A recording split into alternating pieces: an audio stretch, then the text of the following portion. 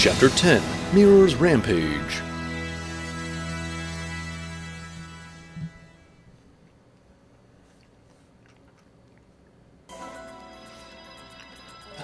Who are you?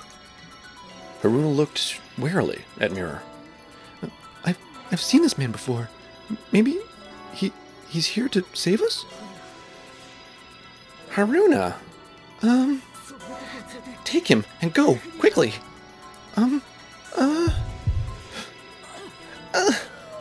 Run! Run, girl! Or I'll kill you too! Yes, sir. Why does that man know my name?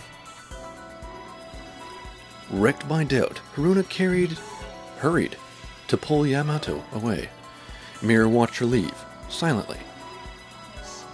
Every time that pain runs through my heart, I feel my soul slipping away. I'm becoming a monster. He waited for Haruna to get out of sight, then released Daniel's hand. What is the meaning of this, Colonel? Well, do you intend to commit treason against us, Colonel? I wouldn't call it treason, exactly. If possible, I'd like you to be able to live here peacefully, as well. Because our motherland, the Balborn Empire, no longer exists. You jest, surely. Enough of this nonsense. Tell me, are you abandoning your military duty? Daniel drew in closer to Mirror, his eyes burning with rage. But Mirror didn't move. He merely looked at Daniel calmly. After a moment, Daniel's expression relaxed into one of pity. It is that manga. I don't know if you've heard of it or not, but it is giving us some interesting information. The condition of your heart gives you only 3 months to live, yeah? Yeah. Is that why you interfere with on the behalf of weaklings, Such charity does not suit you, my colonel. I wouldn't call it charity. Actually, it's quite the opposite. Believe me. Ooh! Suddenly, a sharp noise ripped through the air. Mirror's arm passed cleanly through Daniel's body. A fountain of blood erupted from the wound. What is loss?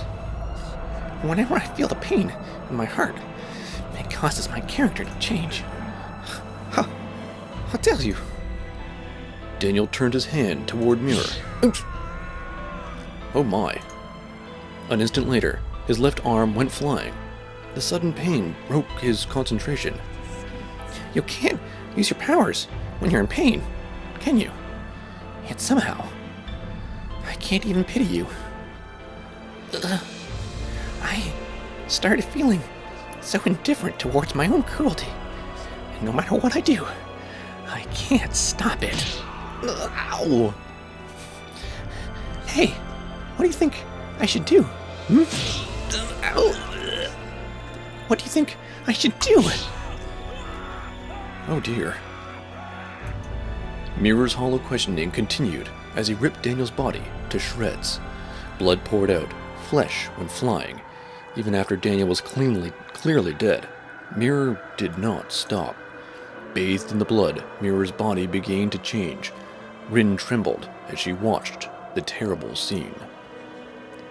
What? It can't be, but it... Is this... She could only stand there, in silence, as the nightmare unfolded before her eyes. She had been searching for him for days. She had been so overjoyed to think she had finally found him. Instead, what she found was a scene out of hell. How was she supposed to react? Before long, Mirror detected her presence and turned towards her. Oh, Rin, I didn't realize you were there. Please, tell me, what do you think I should do? Mirror looked down on the trembling Rin. He held his hand aloft. Oh, don't do it, dude. Don't do it. Rin was so nice and peaceful. Forgive me, Haruno-dono. Huh? 'Twas my incompetence that brought my liege to this sorry state. I can only pray for your forgiveness. It isn't your fault. Jackson? Haruna placed a hand on the bedridden Yamato's forehead. They were in the emergency ward. Despite Haruna's touch, Yamato remained asleep. How is this internal condition of my liege's body? 2 of his ribs and his left shoulder are broken, and he pulled a lot of muscles. They said he'd have to stay here for a while. If it hadn't been for the Stryker system, he surely would have died. Looking at him lying there, wrapped in bandages, Haruna felt fresh tears welling up in her eyes. I put his body through so much for us. Haruno-dono. After all, those awful things they said about him on the news, I feel so sorry for him. Forgive me. Allow me to make penance through seppuku. Seppuku is for samurai. Ninjas don't commit ritual suicide. Haruna quickly restrained Jack and looked him straight in the eye. Please, tell me, why is Yamato-kun fighting them? I cannot. Please, tell me. Yamato-kun isn't a terrorist, is he? Of course not. Are you fucking nuts, huh? I know not the entire story myself, but I can tell you he's no terrorist. Hesitantly, Jack revealed to her all that he knew about the Balboa cyborgs and the days he had spent fighting at Yamato's side. I see. So Yamato-kun really was fighting for justice this whole time. You believe me, Haruno-dono? I've seen him fighting with my own eyes, haven't I? I mean, how can I not believe that? Besides, I think I had a feeling that that's what he was going on. Haruno-dono. But flying and stopping buses? Just how does he do it? I know not for certain, myself. All that I know is that my liege battles these villains as servant of justice. Villains? And I know that these men wish to kill him. Haruna turned her eyes to Yuki Yamato once more. I knew it. He hasn't changed one bit. Not one little bit. He really has become a superhero. And saved me. Overflowing with emotions, she squeezed Yamato's hand. Such a large, calloused hand. Oh, Yamato-kun, you've grown so strong. You've really become a man, haven't you? Oh, you really have become a man, haven't you? She blushed. The sound of her heartbeat grew distant. It felt like her heart was twisting inside of her chest. Might I ask, was there anyone who saw you bring my liege to hospital? Huh? Oh, I don't think so. I wrapped him up in a blanket, and I took a taxi so that no one would trace us. Because, you know, they can trace the public transport, like the buses, and the subway, and the train, and the streetcar, and, you know, I probably should have got an Uber. Just then, Haruna realized she hadn't made any preparations for an extended hospital stay. Anyway, I'm gonna bring Yamato-kun a change of clothes from my house. Look after him. While you are... I will... Look after him while you are gone, I shall. This time, I shall not fail to protect my liege. Good, Jack. Good, Jack. Oh, we're back home. Haruna's back at my house. I thought he seemed a little sparse, but really, it is completely empty. Haruna stepped inside and began preparing things she would need for a long-term stay. There was almost no furnishings in the small room. Haruna let out a small sigh. I know he didn't have a TV, but man, he barely has any changes of clothes at all. Just what kind of life does he lead here?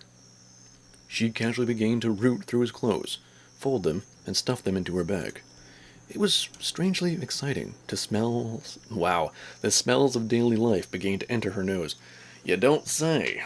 You don't say. So is that the smell Yamato's daily smells, or did she just fart? This smell, it's a man smell.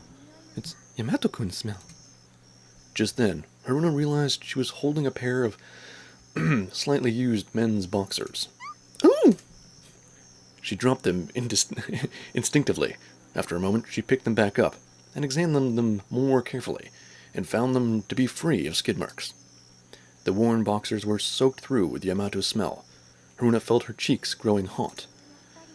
I guess he's still a man in the end. He needs someone to look after him.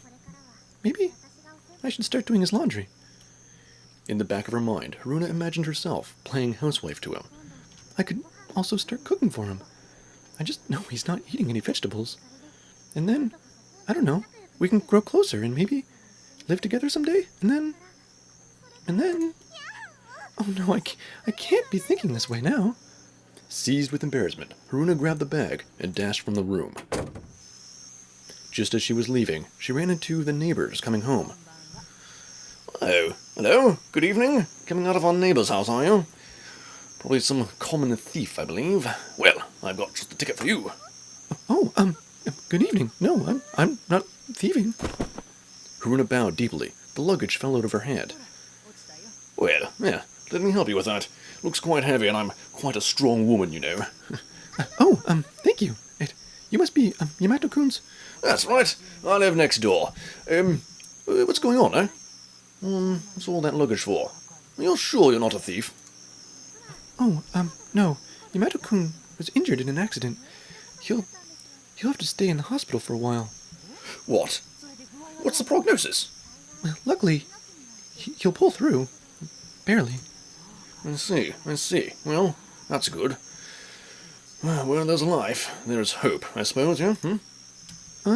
Sure, that's kind of a strange thing. I mean, where there's life, there's hope. Usually it's, where there's will, there's a way, or, where there's hope, there's a way. I mean, but where there's life, there's hope. I mean, it must be because you're foreigners, but it just seems like a weird thing to say. Now I see. What did I just do there? Well, I get it now. You must be his girlfriend. Well, taking a change of clothes to Maya, No, I'm not his girlfriend. I mean, not yet. I mean, maybe one day. No. I'm just a friend. Goodness. Goodness great, look out! That bag's going to rip your swing. That bag's going to rip if you swing it so hard. Oh. I have to say, I have an idea. Wait here a moment, will you? Okay. Yeah. Why don't you take this manga with you, huh? You'll need some reading material there in the hospital. Oh, is that Dengeki Stryker, isn't it? Haruna stared, even, at the cover in disbelief. The character looked like the man she had seen from the bus. All the boys in my house just been obsessed with it. Really? Are you sure I can just have it? Well, I think we've read them all. Well, as thoroughly as we're going to read them, anyways. You'd be doing us a favor, really, getting them out of the way. Well, thank you. This will be really helpful. Well, say hello to Yuki-san for me, will you? Yes, ma'am. Haruna waved and ran off. Murray saw her off with a smile. Captain Murray, participants in the bus operation have returned. Oh, I see. Yeah, I'm coming in now. Goodness. The two cyborgs in the room were groaning in pain as their allies wrapped their injuries. That got overconfident again. Ow, it hurts. Well, for now, you're telling me you still weren't able to finish him off? No, but he should have been very badly injured, ma'am. Which means he is likely in convalescing somewhere. All right. Let's split up and search every hospital in town. This is our best chance, as they say. At last, we've been able to bring his body back to the Empire. Glory, prestige, the promotion awaits us. But I wonder where Captain Daniel got off to. There was a great deal of blood at the scene. Captain must have been sustained an injury as well. Well, he's a cyborg. He'll probably pull through. More likely, he is hesitant to return after failing to eliminate the Stryker. Well, he'll be back when he's hungry, I'm sure. Boy can't go 5 days without a hot dog. Anyways, in the meantime, let's start the operation, yeah? Indeed. Meanwhile, somewhere over the northeastern Pacific Ocean, roaches floated in the air, looking down on the wide seas of his homeland. Finally, goddamn, home of my beloved empire. The harbor had the nation's biggest clock tower. flanked by 2 rows of Imperial Navy's battleships. Right down the main avenue, you come to my favorite old haunt, the Bunny Tavern. Last month, I finally talked Francesca into giving me a date. God damn, she did not want to have any of that, but she's having a drink there, as usual. I know it, and that's why I will also be there. And I can tell from the stars that this is going to be the right latitude and longitude. I've checked it over and over again. So why, I ask why, is my homeland, the Balboran Empire, nowhere to be found? What the fuck? Roaches let out a maddened laugh as he flew through the skies in search of his home. But no matter where he went, all he saw was the blue ocean. Indeed. Indeed. Oh, it's a hospital. It was the middle of the night. In front of Yamato's hospital room, Jack stood in a dark hallway, on full alert. Behind him, he could hear Haruna's voice as she tended to Yamato. "Please, get better soon, Yamato." I take full responsibility for my liege's injuries. It is not. I must not fail next. I must not fail a second time. I cannot. I'm sorry, Jack, but today, your voice is really hard for me to do today. I shall not falter in my readiness. No such species personage shall pass this spot. As Jack renewed his pledge, he heard one of his alarms go off in the hall. An invader. Jack drew his sword in preparation. Through the darkness, an unfamiliar figure emerged. Oh, I need a nurse voice. Oh, is this supposed to be some kind of joke? Don't leave these things lying around in the hallway. I beg your forgiveness, madam. After a strict scolding from the nurse, Jack climbed sheepishly to the hospital roof. In light of scolding, maybe I shall stand watch from outside, Jack regained his focus and scanned the street below. Just then, something caught his eye. The scoundrels! Oh! The kunai he threw hit its mark with a clink. A disc about 30 centimeters in diameter dropped down onto the roof. How dare you! An empty probe vessel. Are you not? Oh. He looked around frantically, noticing another dozen saucers flitting around the hospital. If they return, they shall reveal my liege's location to enemy. Jack took his kunai in hand and dashed forward, committed to preventing their escape. Not reading well. You shall not escape, Shadowbind. Jack threw the kunai at the saucer's shadows. Immediately, the flock of saucers seemed to come up against an invisible wall. They lost their flight capacity and crashed onto the roof. However, one of them remained untouched. It flew off in a glint of silver light. Oh no! There must not be enough moonlight to accomplish the task. Jack clicked his tongue as he hurried back to Yamato's room. Oh no! He's emergency! Quickly! There is! Huh? You scared me. Don't make so much noise. Or the nurse. Forgive me, but wait! There's no time. Come on, quickly! Jack quickly explained the situation. Haruna turned pale. Oh no! What can we do? You must hide my liege in bathroom, lest I fend them off. No, they'll find him there. Worry not. They cannot find him if I defeat them at first. But what if they defeat you first? Be that as may, no other option do we have. I am only one that can fight my liege. She is in no condition to move. Wait, I just thought of something. I I have an idea, but I'll need your help. Oh, it's so loud. What is your idea? About an hour later, a group of shady figures, a group of people, some folks, were gathered in front of the hospital. This is the place, I am sure. Very well, let's finish this. The cyborgs nodded at each other, then charged for the entrance. You're breaking into a hospital, goodness gracious. Just then, something came crashing out of the window above. It landed on the roof of the building across from the hospital.